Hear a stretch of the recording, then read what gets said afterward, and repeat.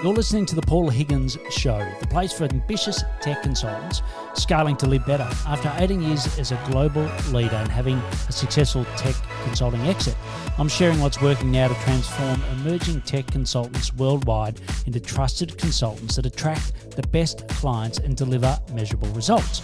When you're ready to level up your clarity, results, and freedom, begin with the free Strategic Profits Blueprint available at paulhigginsmentoring.com/blueprint.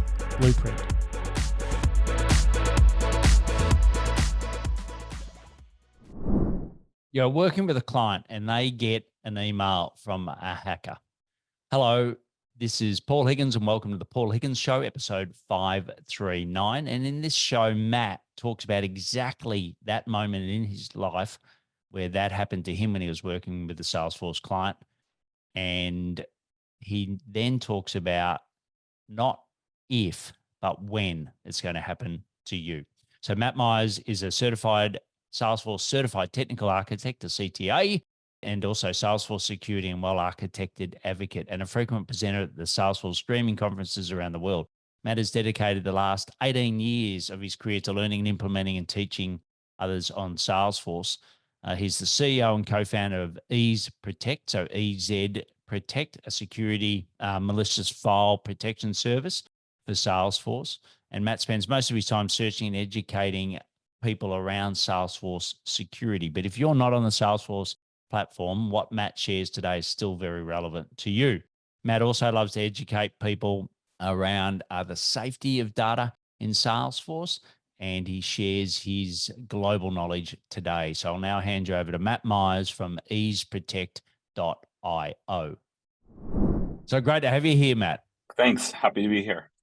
Let's kick off because we've got a lot to talk about because security is ever more on the forefront of everyone's mind. So glad to have you here today. But why don't we kick off with who is your ideal client and what problems you love to solve for them? Our ideal client are mostly highly regulated large enterprises like financial services, healthcare, government, international government. And what we do is we help them protect their data in Salesforce. Specifically, we offer virus scanning services and other types of security consultative services for them in Salesforce. Right. And I believe there's a bit of a story as to how you came to do this. Yeah, sure. Myself, I've been working in the Salesforce ecosystem close to about 18 years or so, and I was doing consulting for a while. And one of my customers I was working at the time, we got a interesting email one day in the morning that an ethical hacker had retrieved some private information from their Salesforce public-facing digital experience site. Obviously, that was a bit nerve-wracking for everybody, and it was probably the worst day of my life when we first got that. Never had that kind of experience in my consultative experience before. No, lo and behold, what I did was I just went out and learned out how that happened and started going to shows, doing research, talking to people, and just learning how to help people prevent that from happening, and fell into a book and to write about it. Right. And ethical hacker. So what's the difference between an ethical and a non-ethical hacker? An ethical hacker is someone that is just out there trying to do hacking for good, I guess is the best way to say it. So they're trying to find people that have holes in it. Sometimes they have what's called a bounty program where you get paid. Other times they're just doing that just for the nature of good, to make sure that people's information is not being exposed.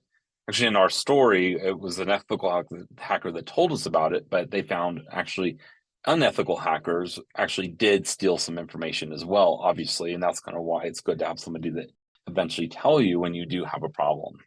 When we first met prior to the podcast, the number that just I couldn't get my head around was, you said, roughly a breach is around $9 million.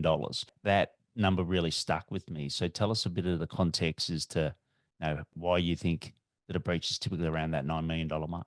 Actually, well, why I think it is because there's an IBM study that came out, and they actually bring it out every single year. And so what they mentioned was the average cost of a breach is about $9 million in the US and $4 million in the rest of the world on average. There's also some other interesting metrics I think we talked about that a lot of people don't know, just generally about how long it takes to detect a breach.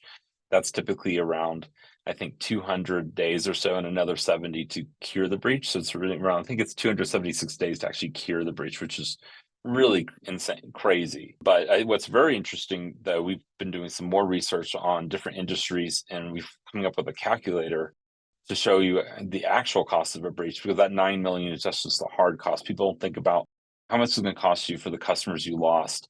How much is it going to cost you to fix your bad reputation, the legal fees, retraining your employees, the credit monitoring fees. And so it's really crazy. In some cases, depending on your customer, your average ticket value, your industry, some companies go that 9 million can explode to about 150 million. And those are the hidden costs that people don't even realize. Yeah, yeah, and even if you're on the smaller side, like if you're an SI working with some smaller clients, it's also just the distraction, right? Like you said, that panic you get when you get that email. I've certainly had a couple of situations where my Gmail was compromised, etc., and it's just it just takes away so much of your time, and then if you put your management team in on top of that, etc., it just compounds. And from your perspective, sorry, from my perspective with the media, etc., it's getting worse, right? Not better. But what's your perspective been close to working with, Salesforce ecosystem, working with Salesforce partners? Is it getting more so than what it was since you first started this? Or, is it, yeah, you tell me, which way it's going. Sure, sure. And also it's funny you mentioned Gmail and yourself you're probably one of the lucky ones, because what's actually interesting is 60% of most small businesses go out of business in 6 months after a Wow. single attack.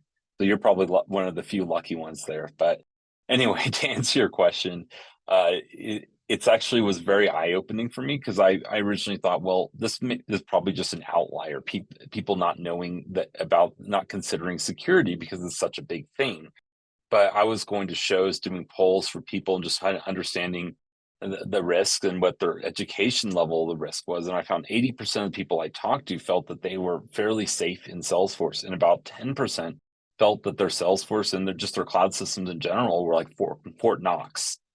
And where really the reality is, so many people are overconfident about the security, or just ignorant about the things that they need to be concerned about security. It's in the news every day, but people just feel like, I think it's not going to happen to me. That's somebody else.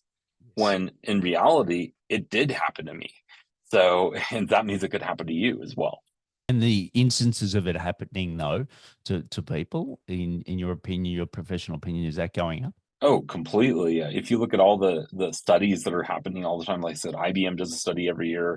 There's a lot of other SIs do studies every year that I'm reading constantly, and the numbers are going up every single year. They're not going down. That's the scary thing. That's where people need to start considering this a little more as a forethought and not an afterthought, really, because of that.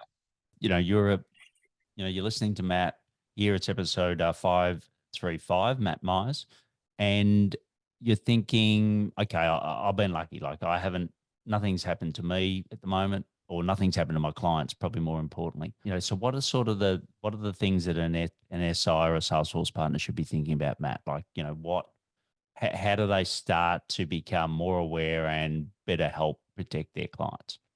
I mean, I think since Salesforce is my expertise, I'll speak a little bit more to that. But I think a lot of the different platforms out there have similar. So Salesforce has a thing called well architected Yes. that they've started. I know AWS has something similar and others. So looking at a framework that to model your security after, not just going in and just doing what you did every single day. I think a lot of times where I'm finding where a lot of the issues are is just more of in these platforms is misconfigurations. It's the platform has done their diligence. It's a shared responsibility model. They've done everything they can to kind of give you the tools, but then it just depends on how you use those tools.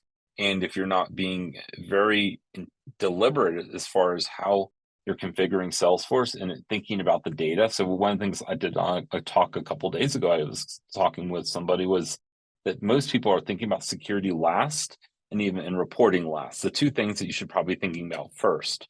And that's why in most well architected programs these days, trusted is the first principle. And that's why you should be thinking about that first. The growth of AI and I suppose, the fact that more data is getting accessed.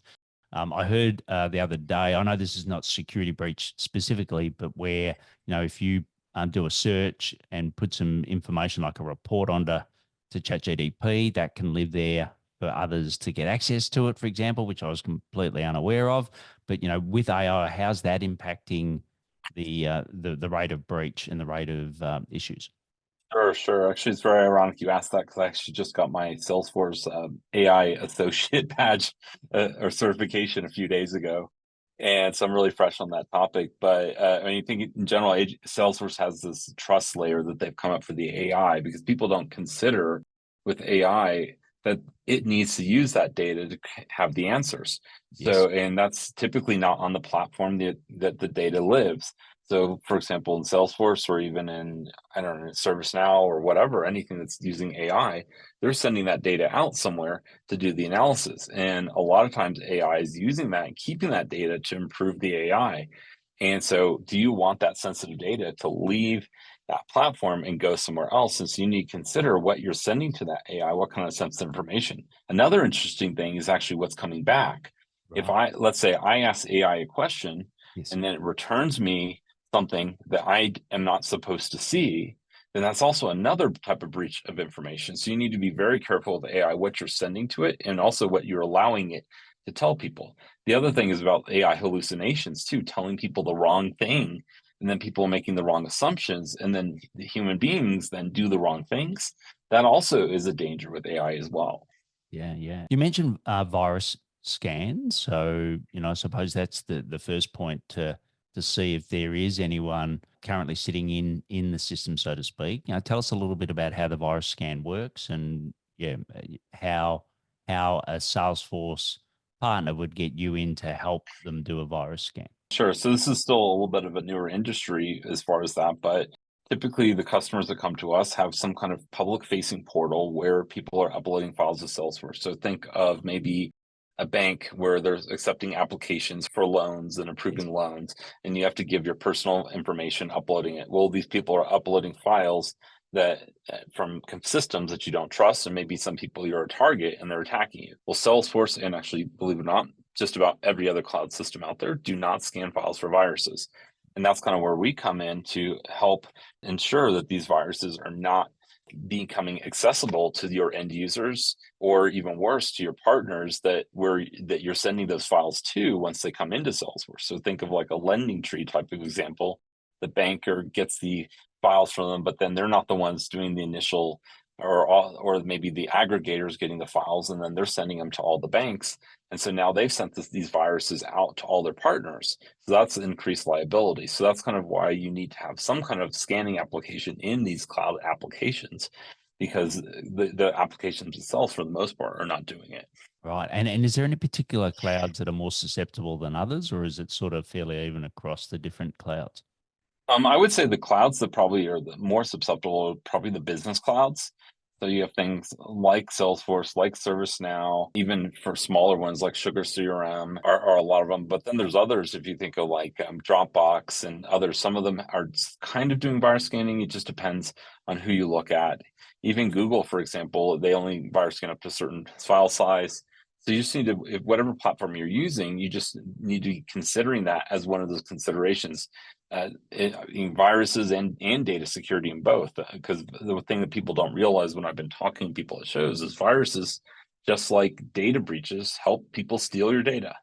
Viruses are giving people back doors into your systems. Viruses are locking up your systems. There's a lot of things that they can do. They're not just something that people say that is something you need to protect against. There's a reason why, of Yes. course, just Yeah. like with data security in general. Yeah, and I think the analogy you gave me was a bit like home insurance. You have home insurance, you have other types of car insurance, etc. But at the moment, what you're saying is a lot of people aren't having that type of insurance for their Salesforce environments.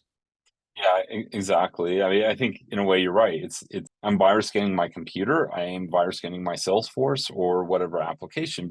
It's something that people a lot of times don't want to pay for because they feel like, well, couldn't maybe it won't happen to me. Well, also maybe my house won't catch on fire and I don't need homeowners insurance. But guess what? My house actually did catch on fire once, and I'm so glad I had the insurance, or I wouldn't have a house right now. So Yeah, and I know that you're not just learning a lot about this triggered by that one customer experience. And thankfully, it was an ethical hacker, not a non-ethical hacker. You've now put out a book to actually help others called Securing Salesforce Digital Experiences. So the links will be in the show notes. It's in Amazon, etc. But just tell us a little bit about the book and what people are going to get out of reading the book. The main thing about the book was I wanted to tell the story because so many people, again, feel like this can't happen to you. Trying to tell it from a first person perspective, my perspective, waking up in the morning, getting the email, going through the whole experience.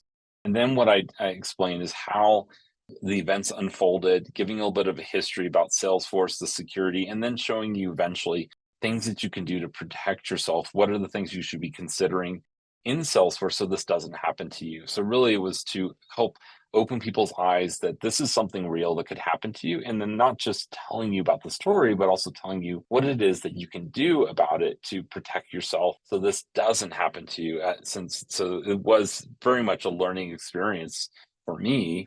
And I'm hoping others can also benefit it as well. Yeah. And what about, Salesforce themselves? What do you see them doing within their platform to help with making it more secure? Oh yeah, most definitely. Actually, that's a huge part of the book as well. There's a whole series of events Salesforce did with their guest user. What the guest user is, it's basically on their public facing sites. They have this everyone that's not authenticated is really using this guest user. Initially, it was a lot more open, allowing customers to decide how they wanted to configure it. But then they found too many customers were had security holes and had it misconfigured. So they just started locking it down over a series of releases to help protect their customers so they were not accidentally exposing data. And then, I mean, it was very interesting. So in the book, I actually talked through the history of events and how they unfolded with that on that aspect. And there's just so many other things Salesforce is doing, back to thinking, they're always thinking about the security. So that's why trust is one of their main core principles. So look at, like we just talked about, AI and their trust layer as well. So I think they're constantly trying to find new things that help protect their customers. But it's your responsibility too to ensure what switches you need to pull to ensure your data is protected in these platforms. Yeah. And is it, I know you do a lot of travel at the moment. We spoke about that. You go and speak at a lot of the dreaming events around the world. Is there any particular geographies that are more impacted than others at the moment in the Salesforce ecosystem? Actually, well, it just depends. I think it depends, but I would say probably the more sensitive ones is probably Europe, because you have GDPR and all that out there, and you can have some pretty hefty fines with GDPR compared to some other places in the world. So I say just from the fines and levies against you, Europe is probably a bit more sensitive. But also, if we kind of look at the breaches, US seems to be a bigger target most of the time, just because of who we are over here.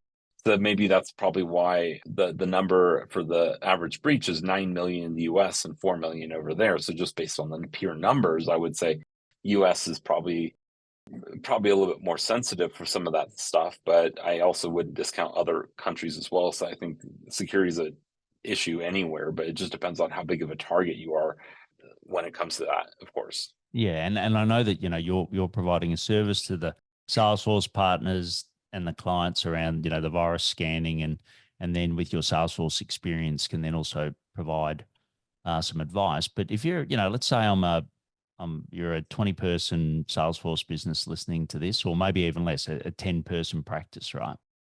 Should they be having someone that's dedicated to this? Should they tapping into, your experience as an external person? Like, where's this going to sit in the organizational structure moving forward? Because to be honest, I don't see it a lot with all the Salesforce partners and NetSuite partners, et cetera, that I work with. How do you sort of see that playing out? So first thing I would say is remember the statistic I gave earlier. 60% of all small businesses will go out of business in 6 months after a breach. So if you're a small business, that applies to you. But of course, the problem with small businesses is you have limited resources. Kind of what do? You need to do it, but how do you do it? Because you don't have the resources for a dedicated resource. So I think that's kind of where what I would do is reach out to other people who are in the industry, even try to attend shows about security. go to our website. We post every single week a new article about security in Salesforce and things that you can do to better protect your organization. I think the biggest thing I tell small business owners is always be thinking about your security. Don't just make that be an afterthought thing. Oh, we'll just take about that later, because maybe it didn't hit you today. Maybe it doesn't hit you tomorrow, but eventually it will. It's not a if, it's a when it's going to happen. And when that happens, if you're not prepared, you very well may go out of business. What's the liability like? I'm thinking of some of the contracts that, we have SOWs, et cetera, with our clients, but can you be insured against these breaches? And can a Salesforce partner themselves be insured against some of these breaches if a client does get impacted, given the fact that they've done an implementation of Salesforce? That's actually something we struggle with ourselves, selling a cybersecurity service. Of course, I mean, it's cybersecurity insurance. A lot of people don't have that, and making sure you are properly insured, just like with your home, you don't want to make sure that you're underinsured. Make sure you have the right things, like credit monitoring services is a big one. Make sure that you have data breach services. So if one of your customers gets breached and then they have to pay for credit monitoring services, guess who they're going to go after? So make sure you have that as well. So, and in your contracts, make sure that, just like I'd say an investment portfolio, you are not, every contract isn't saying, oh, it's insured up to the maximum of your insurance. Because if your insurance is 1 million and every one of your customers, it says your maximum liability is 1 million, and then you have 5 customers come to you, your insurance is not going to cover it. So try to look at your risk and make sure that you're adequately, for what your customers are paying you, you're adequately covering yourself for the amount of risk that you're willing to absorb for each one of those customers. And so I think that's just generally how I think of it as a business owner, but also I think other people should as well. Great point. Well, what we're going to do is we're just going to pause for a moment to thank our sponsors, and then we'll come back with some rapid fire questions. Sounds good. Imagine stepping into a sales call and your potential client already knows and understands your expertise and is eager to engage with you. It sounds like a dream scenario, but with the right tool, it's entirely achievable. Introducing Tella.tv, Tella, your ultimate solution for personalized pre-sales videos. Tella TV empowers you to craft impactful video messages that resonate with your potential clients before you connect with them.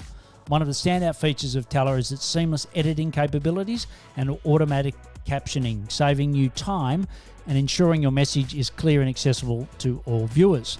Ready to revolutionize your pre-sales process? Tella.tv today by visiting our resource page at paulhigginsmentoring.com/resources and clicking on Tella.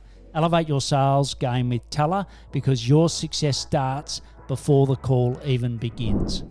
Right. Well, great to have you back, Matt. And now what we're going to do is go through the rapid fire questions. I'm going to ask you 4 questions. You're going to give me some rapid responses. Are you ready for that? Let's do it. So the first one is, what are some of the daily habits that you do to help grow EzProtect.io? I think I'm really big on systems and coaching.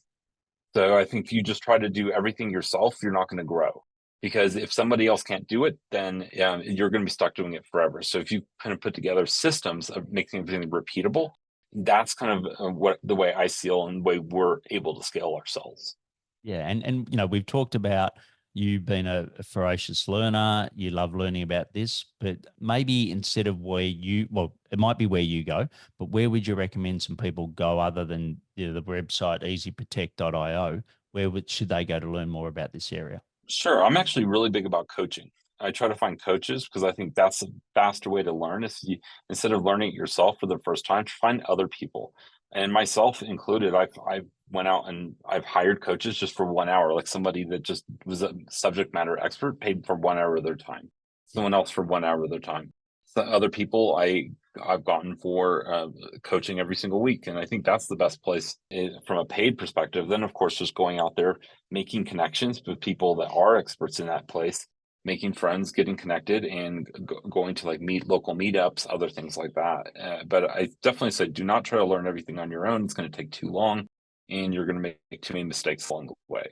Yeah, totally agree. Next one is one wish. What's one wish we could grant you and the team at EzProtect.io? Well, personally, I would say I wish I could go back in time and tell myself, go get coaches.